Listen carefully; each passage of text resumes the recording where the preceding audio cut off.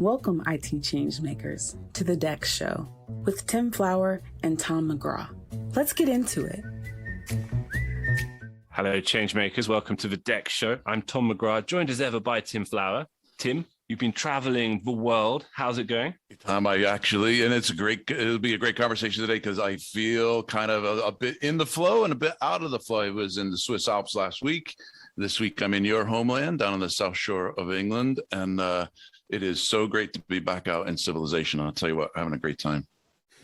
Amazing. I say all that traveling would decimate my flow, but we'll get to flow momentarily because we've got to introduce our guest. What an honor, what a privilege it is to do so, and to welcome New York Times bestselling author Adam Grant to The Dex Show. Adam is a professor at Wharton University and a New York Times bestselling author of 5 books that have been translated into 35 languages and have sold millions of copies, meaning he sold more books than Tim and I have combined, if you can even imagine that. His most recent work is called Think Again, The Power of Knowing What You Don't Know. It's an immense pleasure and privilege to have him here. Adam, welcome to The Dex Show. Thank you. I'm delighted to be here. Excellent. I want to start, Adam, if I may, by throwing you a small curveball. I really loved your most recent TED Talk, How to Stop Languishing and Start Finding Your Flow. I especially loved your mention and use of Mario Kart therein, probably because we're almost exactly the same age, and we'll get to Mario Kart's contemporary relevance in your thought momentarily. But I'd like to first ask you to cast your mind back to where it was when you first used to play the game, whose house it was, what it meant to you at the time in the mid-90s, I expect, and most importantly, who were your favorite tracks and characters, or if you will, karters? Oh, so let's see. I was at home in Michigan, and I'm guessing it was probably 1993. And I think I got Mario Kart on Super Nintendo the day it came out. Nice. I dragged my sister in to play it. She's 6.5 years younger than me, and we were hooked from day one. We loved the original battle course and battle mode. Yeah. I think Rainbow Road was also a huge hit in races. It was always a challenge to see if we could go top speed without falling off the side. So that's probably my first memory of it. How about you? Oh, I used to play at my friend Joe's. I was much more basic for, Rainbow Road used to terrify me, I have to admit. It's a pretty rudimentary player, if I'm honest, but I loved it all the same. One topic, and it relates to Mario Kart, as we'll see later, that you seem to come back to I repeatedly in your work down the years, and something that's very close to Next Thing's heart also, is the concept of flow, if you will. So tell us, first of all, about that concept and why you feel you're so drawn to it consistently through your work and studies. That's a great question. I didn't know what flow was until I got to college and declared a psychology major. And I had a class freshman year where we were assigned to read Mihaly Csikszentmihalyi's book on flow. And all of a sudden I understood so many of my favorite activities. Right. I thought they had nothing to do with each other. Like, okay, what do I love about springboard diving and performing magic tricks and playing video games? Sure. And also reading books? Like, what do those activities possibly have in common? And it wasn't until I read Flow that it clicked that in all of those activities, I had that sense of total absorption. I got into the zone. I was, completely lost in an activity, and I would forget where I was, what time it was, sometimes even who I was. I remember actually, I guess the summer after my freshman year of college, my sister talked me into reading the first 3 Harry Potter books. And I loved the first one so much that I read all 3 in that one weekend. And I remember finishing and being devastated to remember that Hogwarts was not real. Like I got so wrapped up in that world that I'd literally been transported somewhere else. And I think those flow experiences for me they're definitely my highest performance moments, but they're also the moments I look back on and say that was flourishing. That's kind of peak experience for me. You could almost say Hogwarts kind of presents a vision of like total imagined flow for its students, right? Like, it's the perfect environment to nurture flow and this is the perfectly calibrated kids to embrace it. Except for the part where they're evil wizards trying to kill you. But, other than that, yes. That just heightens the thrill, I think. So how big a factor, if we think about the modern workplace, of positive employee experience overall is flow today, or the ability to access it or experience it or sustain it in a profession? I think it's more important than ever, and also probably harder to find than ever. I think the importance really stems from the fact that we live increasingly in a knowledge and service economy, where your ability to learn, your ability to be creative, your ability to solve problems depends on crowding out distractions and being able to lock into one of those flow moments. And yet there are more distractions, more interruptions than ever. I was stunned to read just a couple of years ago that the average person checked email 74 times a day and switched tasks every 10 minutes. Like, how do you possibly get into a flow state when you're texting, you're emailing, you're answering a call, you have to hop into a video meeting. Pretty much your day is shot at that point. No question about it. And I have to say, first of all, I feel like, so I've got both of you by a couple of years, so I can't say my childhood was, I'm feeling bad about my childhood, but my later 20s and 30s, we weren't the Mario Kart family. We were the Super Mario World family. So, but it's this, yeah. But you could lose yourself in that world the same way. And we'd look up and, oh my God, it's 2 a.m. Right? You guys have to go to bed. What are we doing still up playing this stupid game? But you get into that zone where nothing else matters. And it can be a really great feeling to have, but I've had that out on that same feeling where you snap yourself out of it and you say, oh my God, this isn't real. But you talked about, and we were into the Harry Potter books as well. Those are temporary escapes from that languishing from your talk, which was really fascinating. We talk about the hours playing a game or the weekend getting immersed in a book or binging a TV show, but let's explore a little bit about flow in the context of years, right? We just went through and are still going through 18 to 24 months of disruption to our previous flow. Whether or not it was consistent is another thing, but the pandemic really shook things up. Have you looked at kind of the pros and cons or challenges versus features of the pandemic and what remote work really did to our search of meaningful productivity and flow? There's been a lot of work done in the past year to try to figure out, what is this giant global experiment that none of us opted into doing in terms of, the costs, I think on the surface are pretty obvious. But, more deeply, how is it transforming our lives at work? And I think we know that people in general are working longer. The workday starts earlier and ends later for most people by a couple hours than it did pre-pandemic. And some of that is the subtraction of a commute. Some of that is having kids in online school during the day and then trying to catch up later at night or earlier in the morning. And some of it is just not being able to go anywhere and saying, well, I might as well at least stay on top of my work. There's competing evidence about whether we've gotten more or less productive.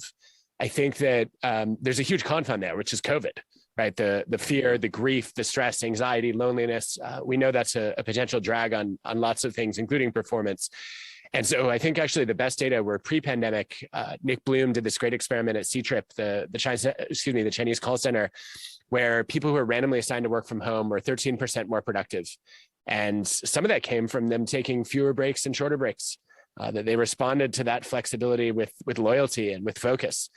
And I think we're seeing a lot of that. At the same time, we know that one of the mistakes a lot of workplaces have made is they've actually escalated the number of demands on people's time. So there's some evidence to suggest at Microsoft, for example, over 60,000 people went virtual, and then their networks became more static and more siloed. They were staying in regular touch with their immediate team, but they lost contact with their more distant acquaintances, which we know is bad for learning and creativity. There's some evidence from Southeast Asia that one of the reasons that people were getting less done, even as they worked more, is they had more large group meetings. They had fewer informal one-on-ones and small group interactions that allowed for effective collaboration and learning.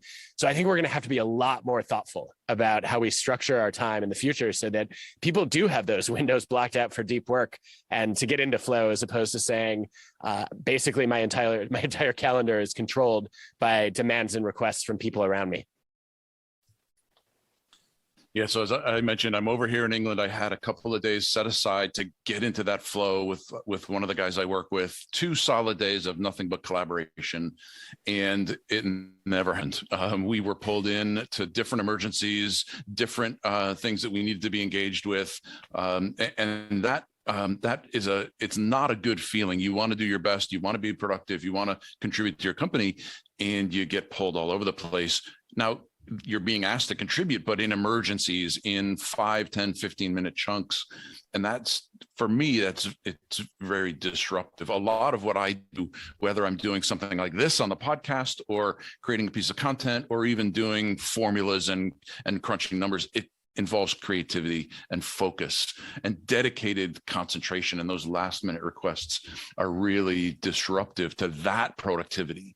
I'm curious, on a personal level, what do you say the enemy of your own flow has been like over the last couple of years? What's that? What are your thoughts on that kind of the enemy of your own flow?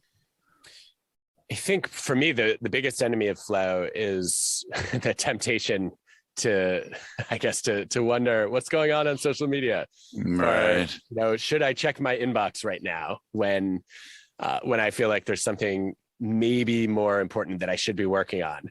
And for the most part, I've been able to avoid that through this to-don't list that I keep, which is like a list of things that I do not let myself do. One of those is I don't scroll on social media unless there's literally nothing else I could be doing. So I used to do my scrolling when I was sitting on an airplane waiting for a flight to take off.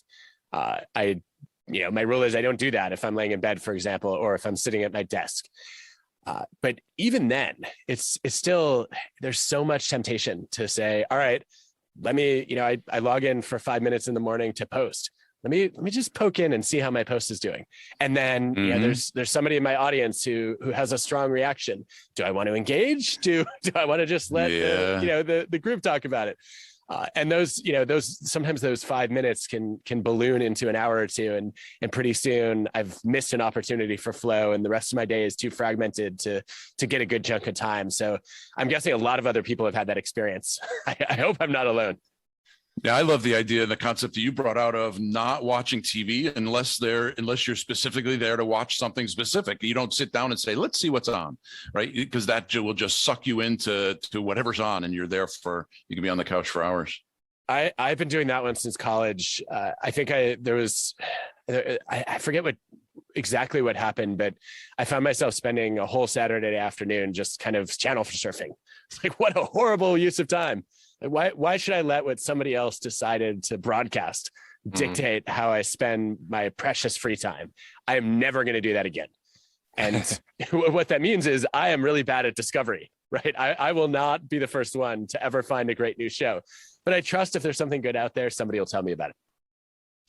And all of these impediments to flow ultimately culminated, Adam, in what you've termed languishing. Obviously not a word you invented, but a word you kind of applied to the context. And it was Mario Kart, as we understand it, that helped you break out of that state of languishing. So tell us about that process. Well, I think what happened for me was I think it started in the summer of 2020, and then I felt it again toward the end of the year. I just felt sort of meh for a couple of weeks. And I was starting to violate some of my rules. I was scrolling on social media when I was supposed to be falling asleep. And I was breaking another one of my rules, which is not to binge a show. I'll watch an episode or two at a time, and that's it. I want it to be something to look forward to, not something to zone out in. And I couldn't figure out why I kept doing it. And eventually I remembered this research by Corey Keyes on languishing, which had done a really nice job sort of capturing a full spectrum of mental health. To say on one end, you have depression, anxiety, you might also experience burnout on your job. And if that becomes debilitating, then it's the presence of mental illness. On the other end, you have flourishing, and that's the presence of mental health. But what about in the middle? There's this neglected middle child, which is languishing, where there's no mental illness, but you're not the perfect picture of well-being either. It's like the Harvey Danger song, I'm not sick, but I'm not well.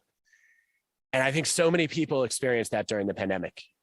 It felt like the whole world around us was standing still. And so, of course, you're stagnating. Of course, you're in pandemic fog. Of course, you're kind of looking at life in black and white instead of color.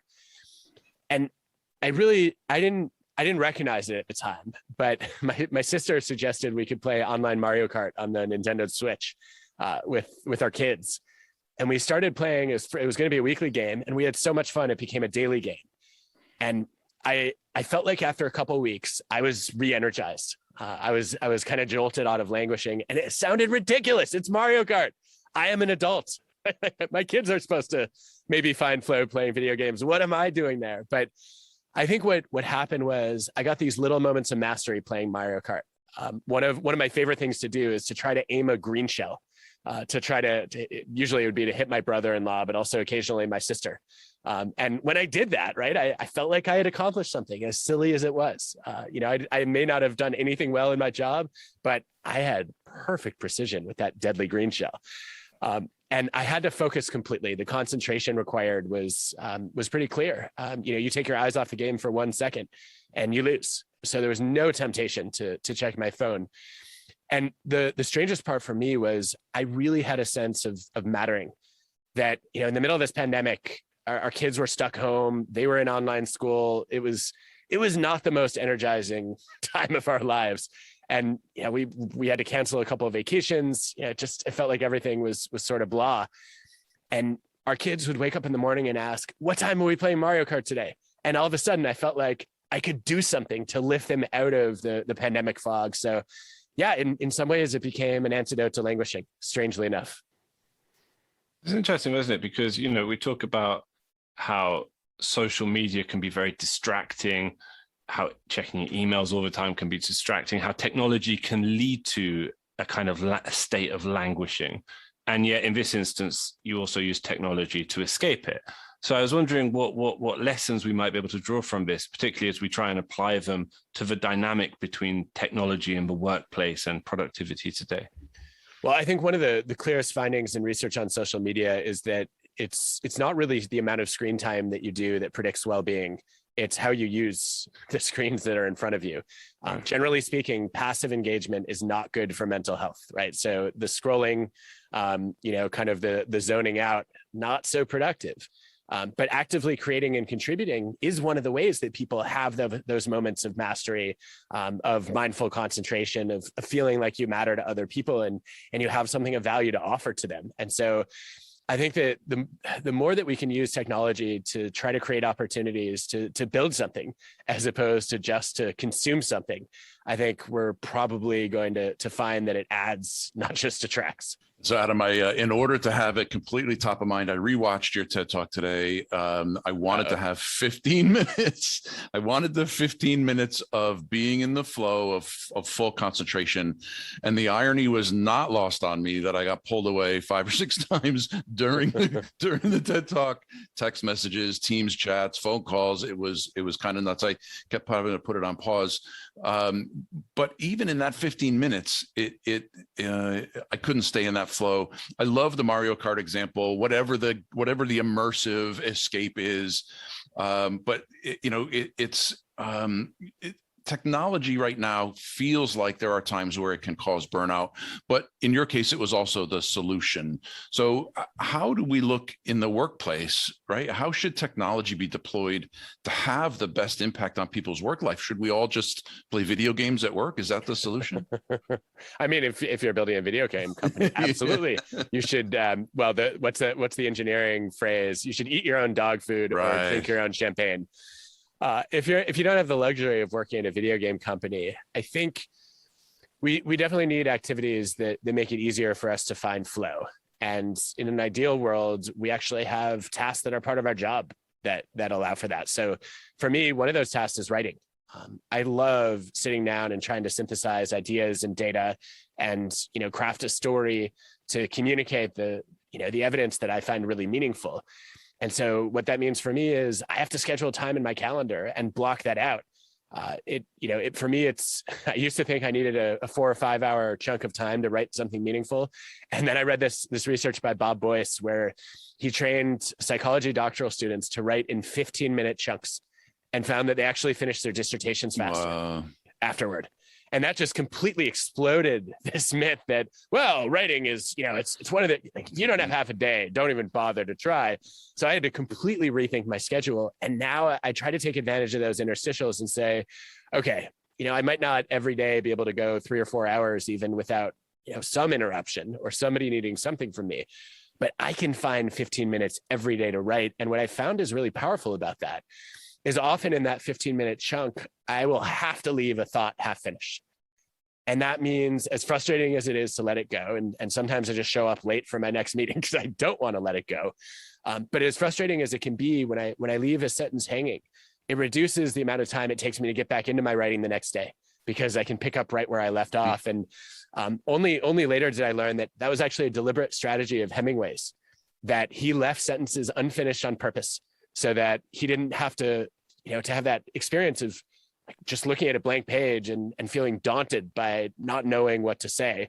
And I think anybody who writes has had that moment of the cursor is just flashing in front of you on the screen, and you start wondering, like, why is this called a cursor? Is it because of all the writers who've cursed it? And then I start Googling, like, where did the origin of the word cursor? Like, where should I trace that to? And then, half the day is lost, right? So I think that finding small blocks of time for flow-inducing tasks can actually give you a pretty good head start. And, for me, I guess the other thing I would say is I got advice for a long time that I should start the morning with, my most either exciting or complex writing tasks. And it just felt like too much to bite off first thing. And so strangely enough, what actually helps me in my routine when I have a routine is I start the morning writing a couple emails. And it's almost like a warm up before a hard workout, where I get into the rhythm of typing a few sentences, my thoughts start to flow. And then I feel like I'm ready to work on something a little bit more difficult. So I wonder if all of us could try a little bit more of that warm up on our way to flow. I think that's a great idea. And, even the concept of leaving a sentence unfinished and being able to come back and pick it up, take that concept and, like we did earlier, magnify that over years or decades, right? And in kind of in the context of what you were just talking about for advice, I've been in enterprise IT for a long time, greater than 30 years, and I'm fascinated to watch my peers adapt over the years and adjust their career. Watching how folks are navigating over years and decades also helps me figure out what I want to do and how I need to adapt and keep my career alive. So if you're in IT and you're suddenly confronted with an industry that's changing so quickly, what's your advice for adapting and changing circumstances and opportunities, right? Do you leave your career cursor flashing and go continue that sentence somewhere else? What kind of advice would you give folks to kind of adapt? It's such an interesting question. I think I'll tell you what I've advised my students to do for years now is to say you should have a checkup in your calendar once or twice a year. Just like you go to the doctor, even if nothing is wrong, you ought to pause once or twice a year and ask, is this still the job that I wanted? Have I reached a learning plateau or a lifestyle plateau in my career? And is it time to rethink what I want to do, with my next job or my next role? I don't want to see people do that weekly, because then you get caught in one of these spirals of rumination where you never really get into flow in your job because you're always wondering, am I in the right place? But if you make it an annual or semi-annual exercise, I think it allows enough time to pass for you to really then have some fresh perspective when you go back to your checkup. I think we could probably also, though, do this on a more micro level. I've actually started building rethinking time into my calendar. I used to have just thinking time, which was, I'd give myself an hour a week and I'd say, okay, that's my excuse to read things that I'm curious about, to reach out to people who have expertise that I don't. And rethinking time is really different. It's the time when I revisit my past work. I might read an old book chapter or listen to an old episode of my WorkLife podcast and ask myself how my views have changed.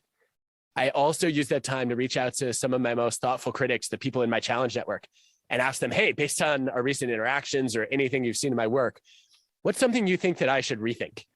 And that becomes a great source of input for me to question, where do I want to take my learning and, my problem solving next? And I think that's something we could all do, right? Just an hour a week of rethinking time. We should definitely do that, Adam. It's amazing talking to you. And before we let you go, please look into your crystal ball ahead for 2022. It's almost upon us, and tell us any trends or changes that you anticipate in the world of work and tech. This is such a dangerous question to answer. I mean, there's an old joke among historians that predicting the future is hard because historians can't even predict the past with much accuracy. So I think this needs to be done with a lot of humility. But I think based on the data that I've seen in 2021, I think we're going to see the majority of employers move to some kind of hybrid structure. And I think that conversation has focused far too much on where we work, the place. And what it hasn't really paid enough attention to, which I think we're going to start talking a lot more about in 2022, is other kinds of flexibility. The when we work, right? Of should we be experimenting with a 4-day work week or the 6-hour workday? I'd like to see a lot more of those experiments. Also, people having more flexibility and freedom about what they work on and who they get to learn from, and giving people those kinds of options. I think it's going to become part of the premium that employers who want to attract and motivate and retain talent start to offer, to say, it's not enough just to give people some extra flexibility about, whether they're in the office or home. We want to embrace the idea that if you really trust people and you want them to have high quality experiences at work, then we need to give them broader sources of autonomy. And I think that may well be a trend for 2022, but I reserve the right to rethink that. I think the only thing that could make that look silly is well outside of our control, Adam. I think that's a solid bet. But I love the idea of rethinking, and not only rethinking, but thinking time. How many times have we gotten on a meeting at work? We got half an hour and, hey, Tim, I want to pick your brain. What do you think about this? Well, we only have 30 minutes and I'm just hearing about it now. So how about we talk about it a little bit and I'll think about it for the next week and I'll get back to you. But that rethinking time, we need time on the calendar to do that. That's a great concept. Agreed. Adam Grant, thank you so much for coming on the show. It's been great to have you. My pleasure. Thanks for having me here. Adam, thanks. Awesome conversation. To make sure that you never miss an episode, subscribe to the show in Apple Podcasts, Spotify, or your favorite podcast player. And if you're listening on Apple Podcasts, make sure to leave a rating of the show. Just tap the number of stars you think the podcast deserves. If you'd like to learn more about how NextThink can help you improve your digital employee experience, head over to nextthink.com. Thank you so much for listening. Until next time.